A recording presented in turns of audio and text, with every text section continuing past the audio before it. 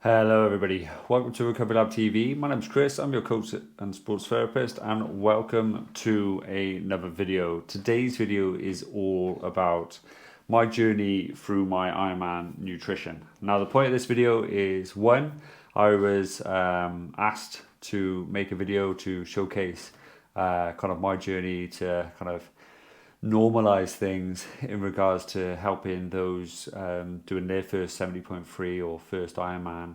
Now, a couple of my clients are building up towards their first two events, if you will, and they were just simply saying that like they're struggling to consume the amount of gels or kind of sports nutrition and so on. And I just wanted to normalize um, things by basically kind of telling you my journey, right? So way back when, back in 2016 is when I did my very first Ironman. 4 months into that, I was asked to kind of take part in a world record attempt. Now, a gentleman I know, Matt Pritchard, you guys might know him as well. He's part of Sleep When You're Dead. He was part of the Dirty Sanchez on MTV, kind of the UK's version of Jackass, if you will. And he was looking to break the world record for the most half Ironman races, if you will, in kind of one consecutive month. Now, he went on to break that record as far as I'm aware, and basically where I was working at the time, Cardiff International Pool, was the location for his swims and where he would set off on the bike course.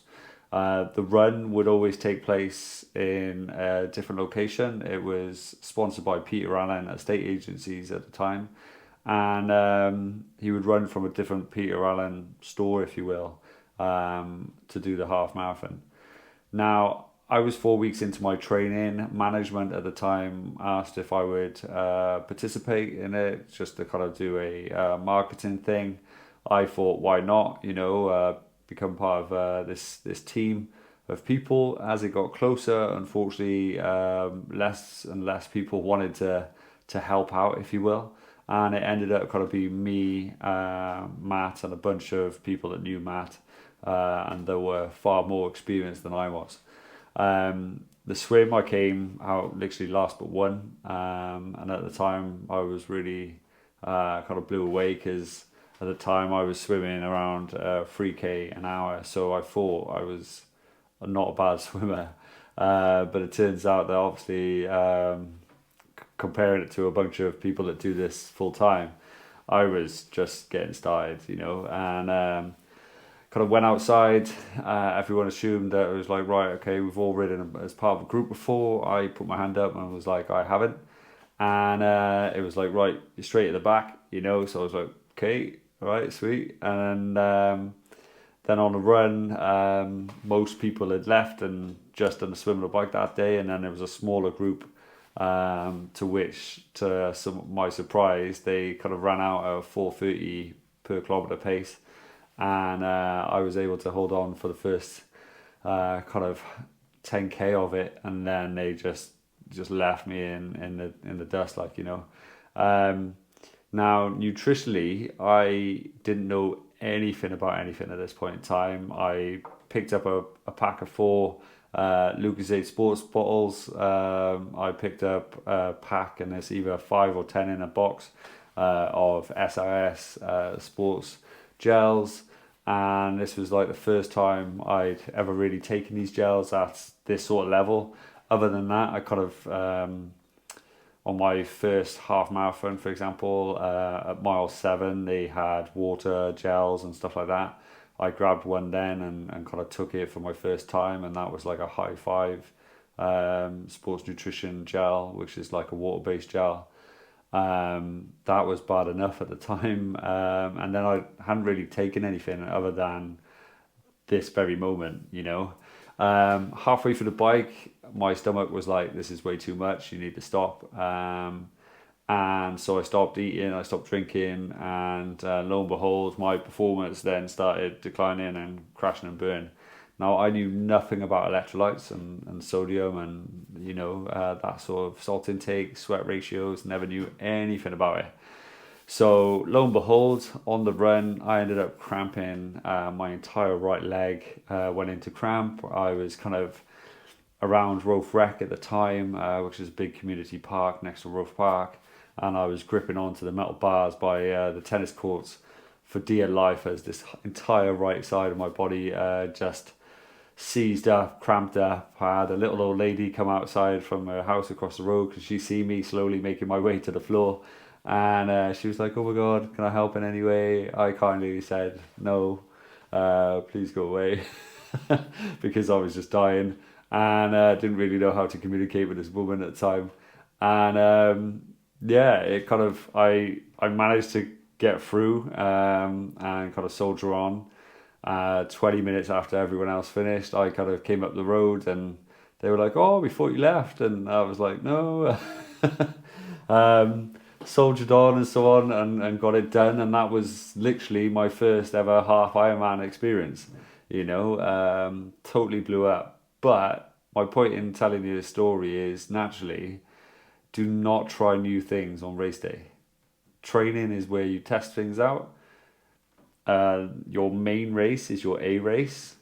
Your B race is like a build up to that A race. You're testing out like what you've learned in your C races, and that's where you kind of like you're testing things out, like finalizing things in your C race. Those are the fun little races where you can test things up. They can completely go wrong, they can go amazingly right, and then you fine tune it between your C race and your B race.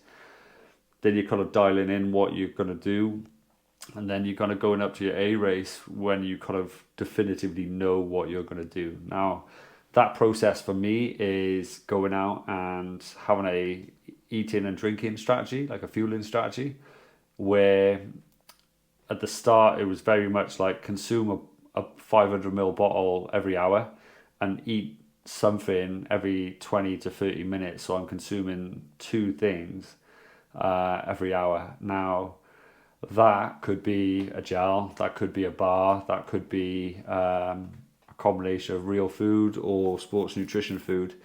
But as long as you're consuming those two things, that's a rough rule that I kind of live by. Now, naturally, the more you dial in, the more the numbers matter, the amount of grams that you're having of carbs. So you're kind of really knowing what your numbers are versus what numbers you're actually taking. That's really important, and I'll go into that in more depth later in the video. But for now, that's a real rule that I kind of practice to. Now, like I said, that was the first year of my Ironman. For my actual Ironman, I kind of didn't know many brands. So at the time, I was using SIS, Science in Sports Nutrition, and I was using their carb and electrolyte drink mix, where I was putting a couple scoops into my bottles and having them on my bike. I was at the time carrying 3 kind of drink bottles with me. I didn't carry any salt tablets. I had these electrolyte tablets that you could buy that are kind of more for your everyday person as opposed to sports performance. But like I said, this was brand new. So I was having these 2 tablets that you took in your mouth basically. I'd have one before the race as I kind of went into kind of just before transition, and then where I timed based on the 1 bottle an hour, 2 items of food an hour. At the time I was eating these mini malt low serene bars, and I opened all the packets, stacked them all on my bike, and I placed one of the electrolyte tablets in the packet based on what I thought would be kind of midway ready to take that. Now, it got me through the race, but it didn't stop cramping, as you can believe, as you can imagine, because naturally you're working harder than your typical average person. What I know now is I need a high dosage of sodium, which is why for me Precision Nutrition is the best brand that I found in regards to knowing the dosages and so on and so forth. and that's allowed me to kind of fine tune things a little bit more in depth. Now, I did this sort of thing where it was a bottle an hour, 2 items of food an hour for a long, long time, from 2016 right the way up to 2023, is what this strategy got me through all of my Ironman races. Now, the more I learned, the more then I added the salt tabs in the tubes and popped them in the drinks and so on and so forth. But I didn't really know what entire numbers I needed, so I wasn't able to micromanage any sort of cramps. It was just more luck of the draw, whether it was hot, sunny, really humid or anything. I wasn't necessarily in control of that. I was just playing that by nature, and then whatever happened on the day, I had to overcome. The more I've kind of dialed in on this, the more I've kind of learned that the more you can learn about yourself and the more you can learn. Sorry about that. Bit of a technical issue with the camera. But as I was saying, the more you can learn about what your body needs and what it is, the numbers that you're working towards because of the intensity in which you're working towards, the more you can dial in and leave less things to chance. And this is the whole point of that learning, that growth journey. A great thing that I've learned and used is if you go on Precision Fuel and Hydration's website, they have a little calculator that you can use to find out your numbers. All it is answering a little questionnaire, and then you kind of get your kind of metrics up. And for me, based on my fuel and hydration plan, carb wise, I need 75 grams an hour. Sodium, because I'm a salty sweater, which basically means when I'm racing, you can see the salt on my actual tri-suit. I need 1500 milligrams per litre. And then fluid, I need roughly 750 milliliters per hour, give or take 200 mils, depending on how hot it is, how humid it is. So I wasn't far off from the 500 ml bottles that you get given out. What I was really far off, should I say, is the sodium.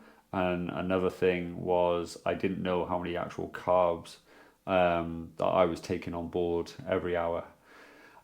Since doing that, my performances have got a lot better. This year, for example, in Ironman 70.3 Bolton, I was aiming towards getting 100 carbs an hour because I really wanted to push it and kind of see where my performance laid at the time. And I was just off breaking kind of 6:04, so just off kind of breaking 6 hours. Then for Cardiff Tri, I managed to break 6 hours. I did 5 hours 41 for the 70.3 distance. Again, following a similar routine where I'm consuming, at the time, I was just consuming just water with a salt tablet in, and then 100 grams of gel on the bike. And then on the run, I was having chews and kind of dropped down to kind of 30 grams a lap, if you will, on the bike ride, on the run even, which was 5 laps of a 4.4 kilometer course. So I was having 30 grams every loop, if you will, to get me through that course and that run. One thing that I probably would do in future, and one thing I've ordered recently, is you can get a 120 gram kind of fluid bottle that you can put a flow gel mix inside, that I'm probably going to be using from now on, just because I think gels are probably better for the run, and then I'll use a bit more solids on the bike where I can chew and eat a little bit better. Now, for those who struggle with the sports side of the nutrition and the food and the eating, what I would look to do is use this as a template. So, for example, 75 grams, understanding what the different sort of grams are in different foods. Like, for example, I know, just because my client has done this before, they've used toast. Now, in 2 slices of toast, there's 12 grams of carbohydrates. Now, in order to consume 75 grams per hour, that is a lot of bread to be eating. It's also a lot of bread to store on your bike. So knowing these things, knowing and testing the different sort of grams of carbs that you're having. Now, for me, I get hungry, and when I get hungry, my sports performance decreases. So having some sort of bar, I've been eating recently Belvita breakfast biscuits, the pack of four biscuits, or is it four? It's either four or five in a packet, just to break up the monotony of gels and chews and so on and so forth. Those have really helped me. But in the past, I've eaten naked bars, the kind of the fruit bars. I've eat natural nut bars.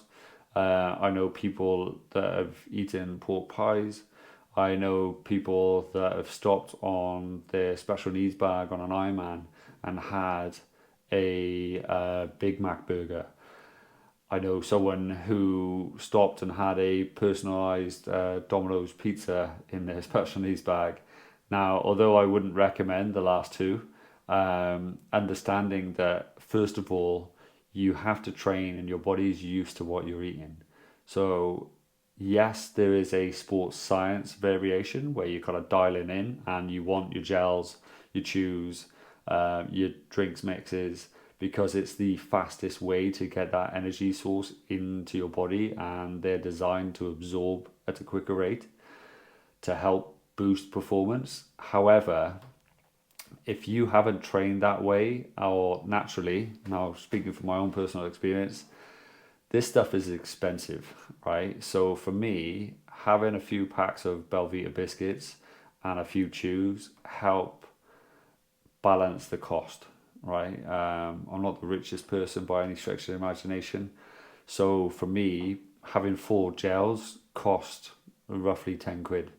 You know, I can't do that every Saturday where I'm having that plus the drink mix plus the electrolytes. You know, that's quite an expense every single week.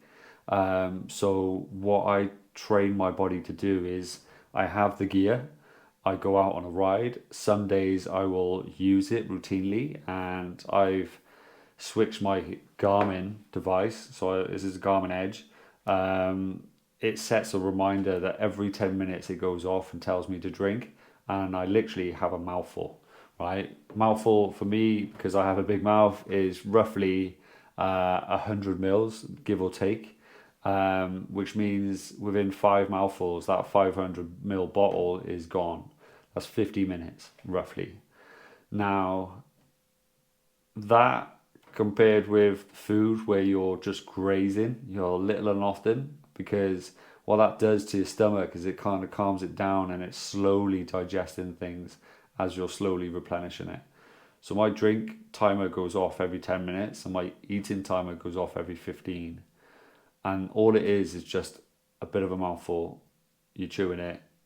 Next time, bit of a mouthful, chewing it, bit of a mouthful. And what that happens is it's that drip feeding. It's imagining your metabolism is this little campfire and you're consistently feeding little twigs to it.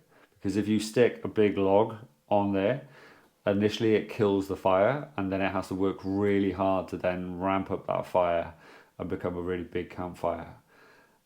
That is great, but then that dip in between, you're having your performance affected. So it's understanding that whatever you're practicing, your body will get used to. And as long as you're hitting the numbers you need to achieve, right, then it doesn't necessarily matter how you're doing it. It just matters in regards to the uptake and the kind of absorption rates of your overall sports nutrition.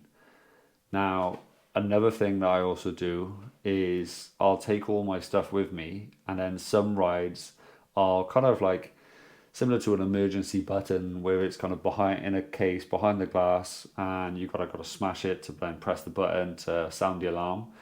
I tend to have training days where I'll take all my stuff, but I won't use it, and I'll practice being really fatigued. And then, if I need to, if I'm kind of slowly bonking or my performance, I just need to get home, then I'll smash the glass and I'll start using this stuff. And then within 20, 30 minutes, my performance is picked back up. and I'm back ready to go again. This stuff is really good, especially if you're looking to push your performance, the tail end of your performance, like the last couple of loops on the run or on the bike for Ironman, or even if you're pushing a high intensity 70.3 or even smaller sort of triathlon or endurance event. This is really good to practice because it's good to go out fasted. It's good to then use your own fat storage system and use those ketones.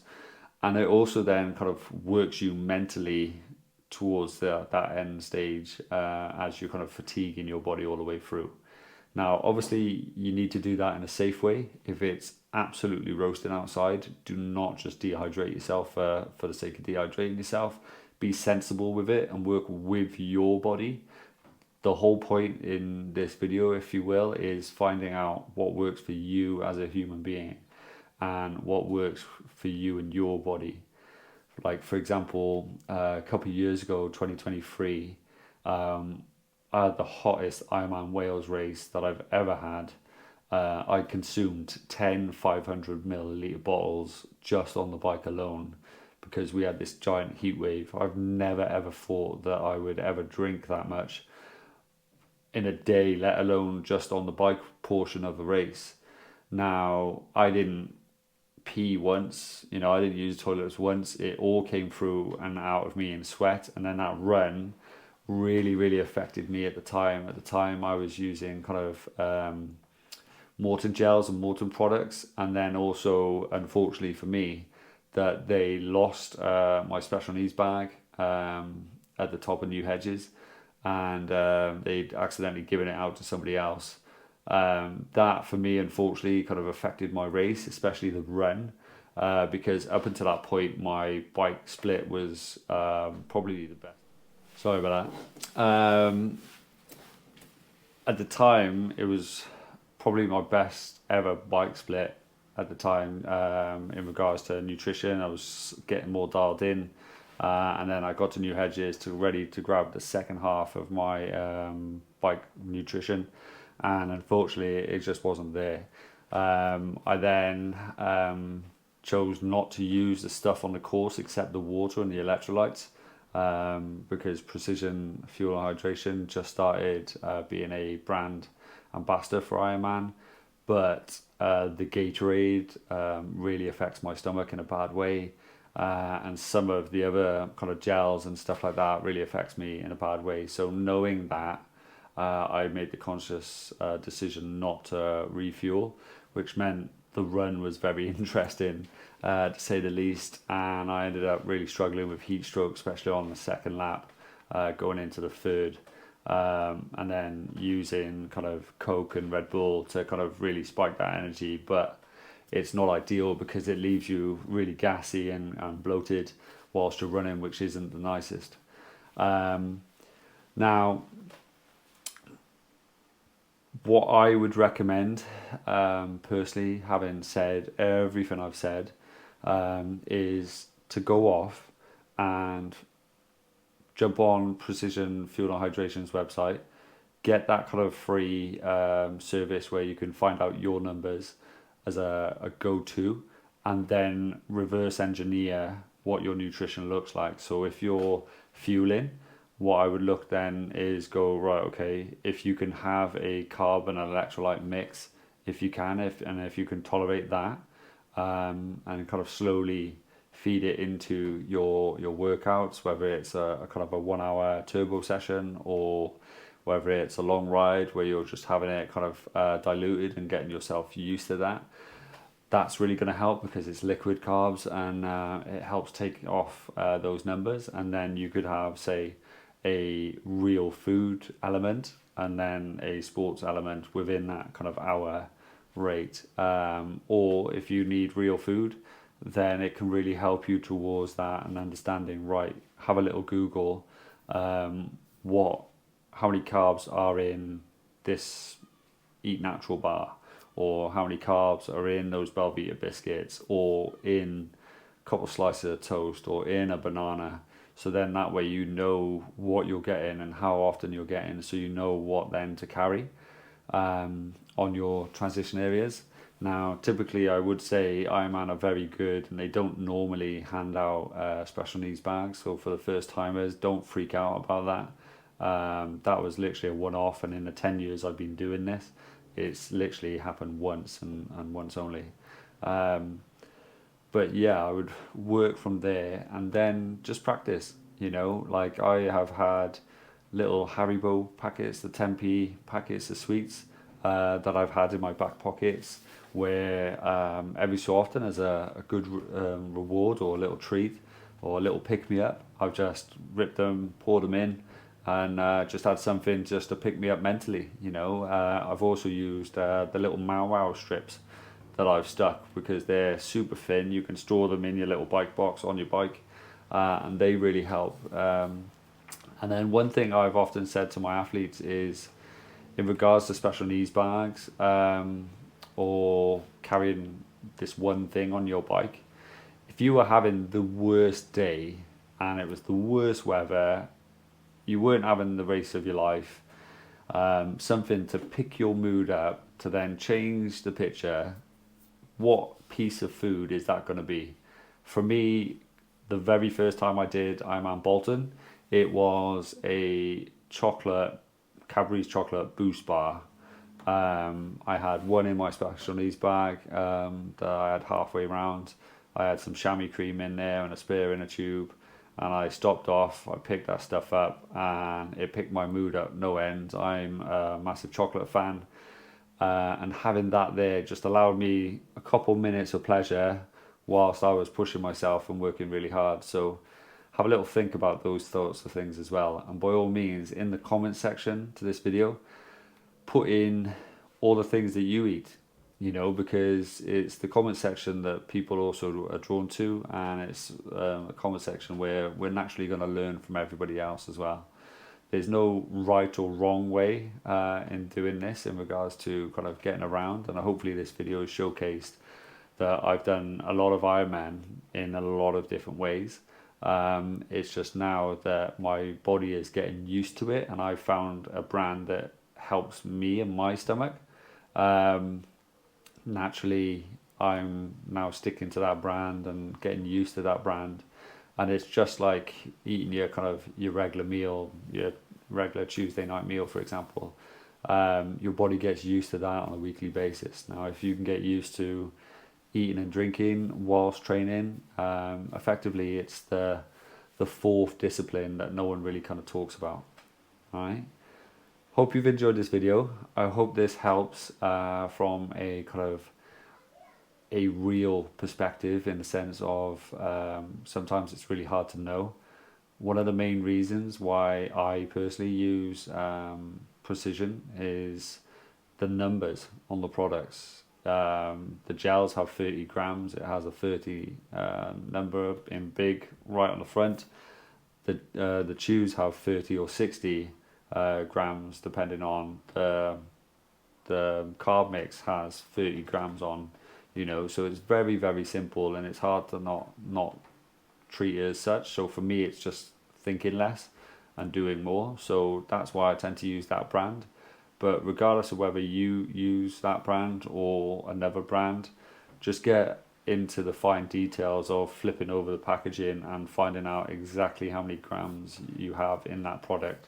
So you're not assuming, because not all brands are the same. There's quite a lot of brands that only have 22 grams in a gel as opposed to the 30 grams, and there's some that have 14 as well. So just be aware of that, because it will mean that naturally you'll be consuming more gel products or more products in general than potentially one or two, and then having like a small snack to kind of graze on that's real food, if you will, and stuff. But yeah, hope you all found this very useful. Sorry for the camera issues, because it's really warm and humid. It seems to be affecting the camera, so hopefully with a bit of editing magic that won't be the case. But please, if you can, hit that subscribe button. If you found the video useful and beneficial, share it amongst your friends, give the video a little like, and like I said, let me know in the comment section what you guys do. because ultimately not only will it help me to learn and grow, but it will also help everyone else that watches this video and reads these comments also learn to grow, and together we can kind of break down these kind of barriers for new people coming into the sport. All right, that's the main goal. Have an incredible day, and I shall see you again soon. Take care.